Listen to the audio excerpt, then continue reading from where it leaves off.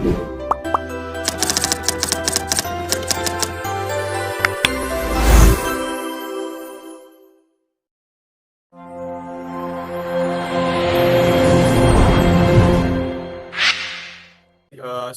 warahmatullahi wabarakatuh.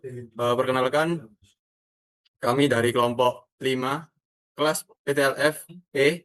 Eh, jadi di sini kami akan mempresentasikan atau menjabarkan perencanaan tata letak fasilitas dan pada pabrik biopelet IPT Haralit. Dengan anggota saya sendiri Muhammad David Sulaiman dengan NPM 23104 dan teman saya Muhammad M. Rama Mahesa Putra dengan NPM 23011 dan juga teman saya Laili Charles dengan NPM 23040 dan juga dia Kusmamurti dengan NPM 23009.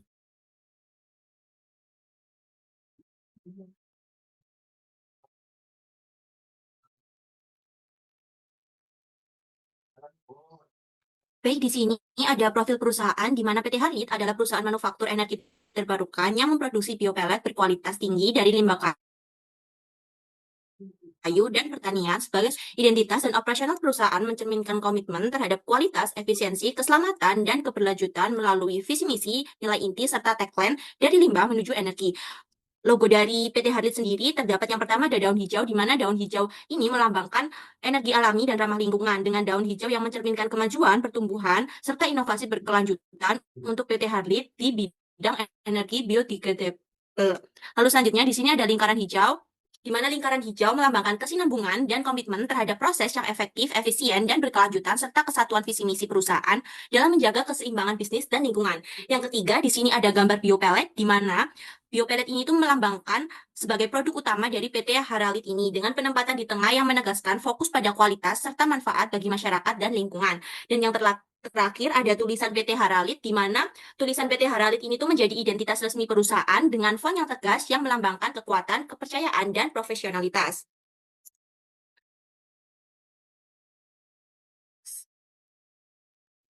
Selanjutnya yaitu ada bab 1, yaitu Global Site Plan, di mana pembangunan pabrik biopelet merupakan langkah strategis untuk mendukung penyediaan energi alternatif yang ramah lingkungan dan berkelanjutan, sehingga memerlukan perencanaan tata letak fasilitas yang efektif, aman, dan efisien. Biopelet adalah bahan bakar padat berbasis biomasa dengan densitas energi tinggi, kadar air rendah, serta efisiensi pembakaran yang baik, sehingga unggul dibandingkan biomasa mentah. Pendirian pabrik biopelet bertujuan memanfaatkan limbah biomasa menjadi energi terbarukan, sekaligus memberikan manfaat ekonomi dan sosial melalui peningkatan produktivitas, nilai tambah limbah, dan penciptaan lapangan kerja. Di sini ada pemilihan lokasi perusahaan, ada 5 faktor, yaitu mobilitas, peraturan pemerintah setempat, supplier, biaya tanah dan bangunan, serta peluang pasar. Dan lokasi yang dipilih yaitu ada 5, ada Sidoarjo, Pasuruan, Gresik, Banyuwangi, dan Madiun. Dan yang dipilih untuk pembentukan perusahaan PT Haralit yaitu di Gresik, di mana totalnya yaitu 89,50. Pembangunan pabrik biopelet direncanakan berlokasi dekat sumber bahan baku untuk menjaga kualitas bahan dan menekan biaya distribusi, dan Provinsi Jawa Timur dipilih karena ketersediaan jerami yang melimpah. Pemilihan lokasi dilakukan melalui matriks penilaian berdasarkan faktor mobilitas, UMR, peraturan pemerintah, ketersediaan supplier, biaya lahan, dan peluang pasar. Hasil penilaian menunjukkan Kabupaten Gresik unggul karena akses transportasi strategis, dukungan kebijakan industri, ramah lingkungan, kedekatan dengan sumber biomasa, serta potensi pasar yang tinggi. Berdasarkan perhitungan, Gresik memperoleh skor tertinggi sebesar 89,50 sehingga ditetapkan sebagai lokasi pendirian pabrik PT Haralit. Next. Nah, ini ada peta di Kabupaten Gresik, lalu ada peta lokasi pabrik PT Haralit di Kecamatan Cermeng, Gresik, ada jarak pabrik PT Haralit ke pabrik PT Wood Pellet Indonesia. Dominasi lokasi PT Haralit ditinjau dari aspek customer base, cost base, dan kompetitor base, di mana Gresik strategis karena konsentrasi industri tinggi, kebutuhan energi alternatif yang meningkat, serta kemudahan distribusi. Ketersediaan biomasa yang berlimpah, tingkat persaingan yang masih rendah, dan kedekatan dengan Surabaya memberikan keunggulan biaya, peluang pasar luas, serta efisiensi distribusi. Next. Nah, ini ada luas tanah dan ukuran PT Haralit, di mana luas lahan sekitar 15 hektar berbentuk memanjang, cocok untuk industri skala menengah. Perimeter jelas, yaitu kurang lebih 1,6 km terdefinisi sebagai satu kesatuan operasional. Elevasi relatif datar yaitu 0,55 sampai 2,33 meter mendukung pembangunan fasilitas produksi. Lingkungan sekitar didominasi persawahan dan ruang hijau, memisahkan kawasan industri dan permukiman.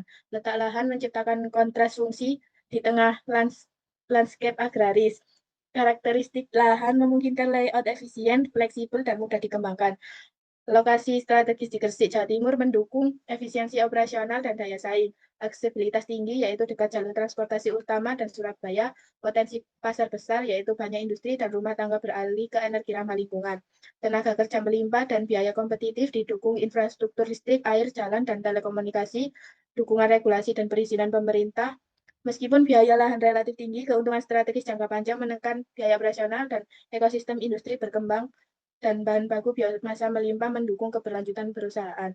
Lalu ini ada gambar jarak pabrik ke gerbang tol dan jarak pasar dan pelanggan. Next.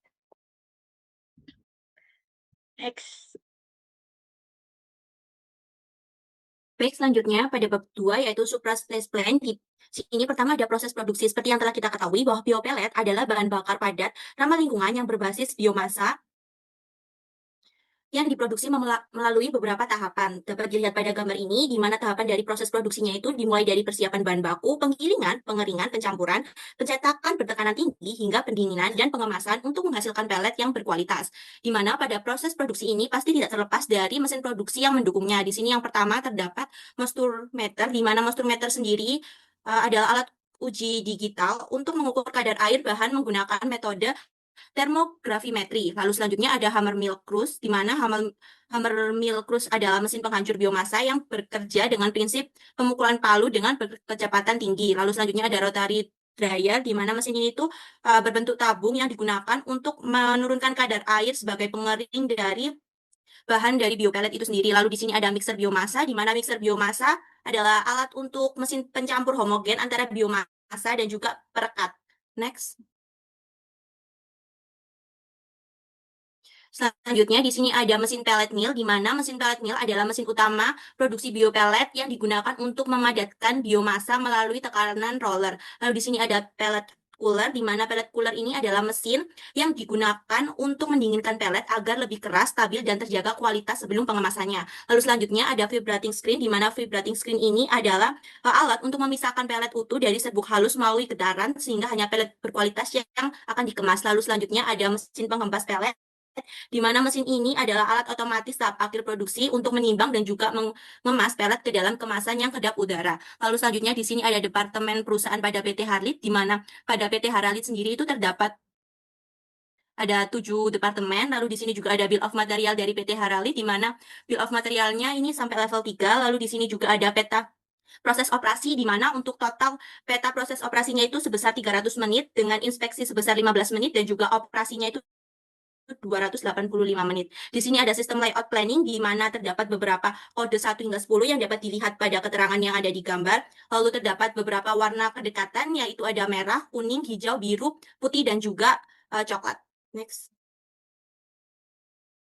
Oke, lanjut buat selanjutnya, yaitu terdapat activity relationship chart pada PT Harlit, di mana di sini ada 12 ruang atau 12 tempat di dalam satu lokasi, yaitu seperti berikut. Dan juga pada activity relationship diagram PT Harlit itu nanti bisa dijadikan seperti berikut. Jadi ketika kode A sampai O, jadi A itu dari yang terdekat hingga yang terjauh.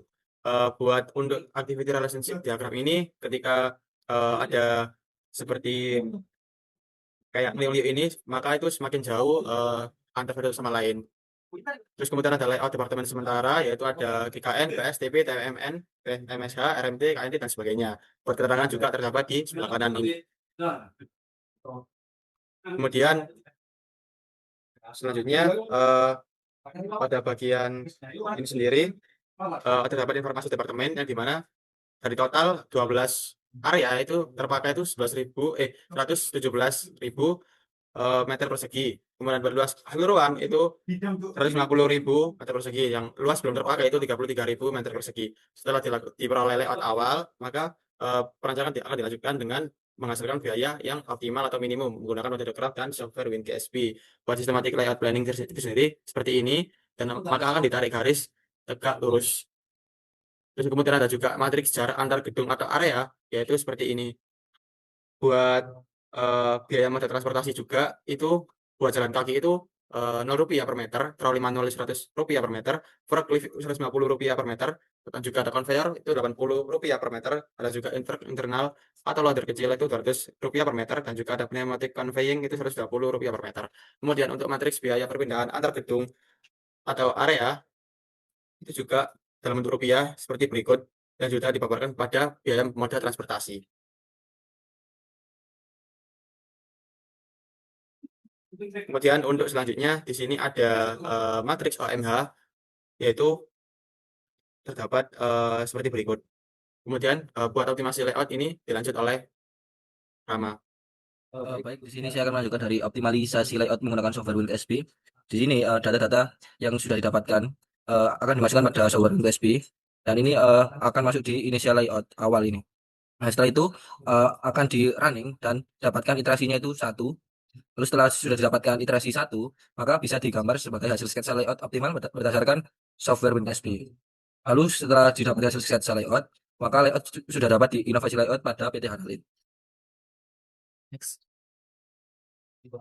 Baik, selanjutnya ada terdapat pembuatan nilai DCR A, E, I, U, O, X buat kode tersebut. Ketika A itu dari A sampai X, A itu yang terdekat satu sama lain posisi fasilitas satu sama lain itu A itu paling terdekat hingga X itu yang paling terjauh. Kemudian didapatkan optimasi layout mesin dan fasilitas pada gedung produksi. Ada materi serta aliran kedekatan dari mesin produksi itu sendiri. Didapatkan perhitungan nilai TCR mesin dan fasilitas, yaitu seperti berikut. Dan juga ketika sudah dijadikan TCR ini maka akan dibuatkan layout mesin dan fasilitas atau gedung produksi. Sehingga terdapat ruang meeting, 2 ruang meeting dan juga ada BBU bahan baku ganti dan juga BBU bahan baku utama. Kemudian ada juga di sini penempatan mesin-mesin produksi itu sendiri seperti berikut. Kemudian terdapat alat mesin dan fasilitas pada gedung maintenance. Di sini buat kedekatannya ada 5 ruangan ASE, ada ruang ASE officer, ruang manajer K3, ruang meeting, ruang teknisi maintenance, dan juga toilet. Didapatkan nilai TCR yaitu seperti berikut, dan juga layout fasilitas pada gedung maintenance ini terdapat ruang ASE officer, manajer K3, dan ruang meeting berdekatan, dan juga ada toilet, dan ruang teknisi maintenance juga seperti berikut. Kemudian terdapat optimasi layout fasilitas gedung kantor, dan di mana ada materi data aliran kedekatan dari fasilitas itu sendiri. Total ada dapat ada 14 fasilitas itu sendiri. Didapat nilai TCR seperti berikut, dan ketika sudah didapatkan TCR maka akan dijadikan layout fasilitas pada gedung kantor itu kebetulan seperti berikut. Kemudian ada optimasi layout fasilitas gudang bahan baku. Di sini ada 3 fasilitas, ada ruang VVIC, ruang purchasing, dan juga ruang warehouse officer, dan di mana akan diperoleh nilai TCR sebagai berikut. Dan ketika sudah seperti ini maka dijadikan layout fasilitas gudang bahan baku seperti berikut. Ada bahan baku utama, ruang PIC, ruang purchasing, dan ruang warehouse officer. Kemudian ini bagian merah-merah itu, oh ya mohon maaf, bagian merah-merah itu ada kelonggaran atau allowance itu sendiri buat gedung-gedung itu sendiri. Ada seperti celah-celahnya, ada space tersendiri. Kemudian untuk optimasi layout fasilitas gedung laboratorium itu terdapat 3 ruangan, ada laboratorium, ruang QC, dan lain-lain. Kemudian ada didapatkan nilai TCR pada gedung laboratorium, dan didapatkan layout fasilitas pada gedung laboratorium seperti berikut. Kemudian dari kelima gedung itu tadi ada beberapa fasilitas itu maka digabung seperti berikut. Ada seperti ruang maintenance, juga ada gedung produksi, ada juga gudang bahan baku, dan sebagainya. Ada ruang gedung kantor dan sebagainya. Kemudian dilanjut oleh Dea dan Laili. Selanjutnya di sini ada kebutuhan tenaga kerja, yaitu di mana jumlah tenaga kerja sama dengan T dikali OI per efisiensi mesin dikali H, di mana kebutuhan tenaga kerja lantai produksi ada 8 mesin. Lalu untuk kebutuhan tenaga kerja gedung produksi itu ada tenaga kerja 4 orang. Lalu untuk kebutuhan tenaga kerja gudang bahan baku ada 5 orang. Next. Ada 6 orang. Next. Selanjutnya ada kebutuhan tenaga kerja gedung maintenance, yaitu ada total 8 orang. Kebutuhan tenaga kerja gedung bahan jadi ada total 6 orang. Kebutuhan tenaga kerja gedung pengolahan limbah ada total 4 orang. Kebutuhan tenaga kerja gedung kantor dengan total 19 orang. Kebutuhan tenaga kerja laboratorium dengan total 2 orang. Agak ke atas sedikit. Kebutuhan tenaga kerja kantin ada dengan total 4 orang. Kebutuhan tenaga kerja tempat parkir dengan total 2 orang. Lalu kebutuhan tenaga kerja musola total 2 orang. Kebutuhan tenaga kerja pos satpam ada 6 orang. Dan kebutuhan tenaga kerja taman dengan total 3 orang. Next.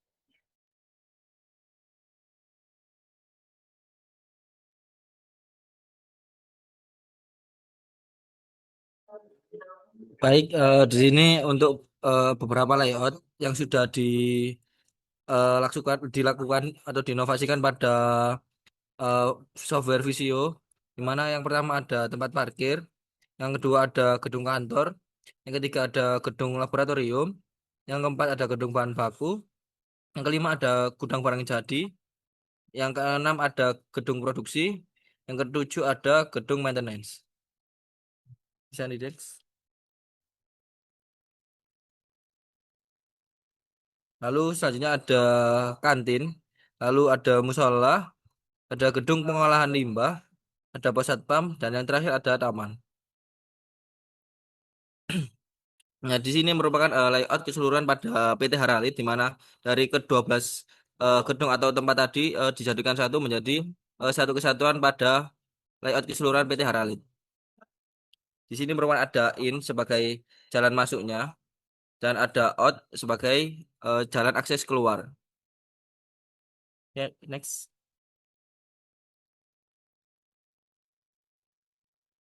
Nah, di sini merupakan plot etiket untuk tata letak pabrik PT Haralit. Di sini terdapat beberapa ada legenda dari mesin, terus ada beberapa tanda seperti parkir, eh, men maupun ladies. Lalu di sini ada beberapa keterangan seperti A tempat parkir, terus ada B gedung kantor dan sebagainya.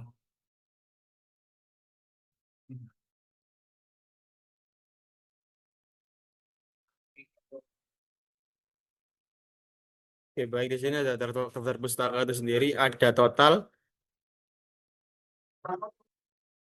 16 daftar pustaka di sini. Oke, baik. Sekian dari kelompok 5. Terima kasih. Mohon maaf bila ada salah kata. Wassalamualaikum warahmatullahi wabarakatuh.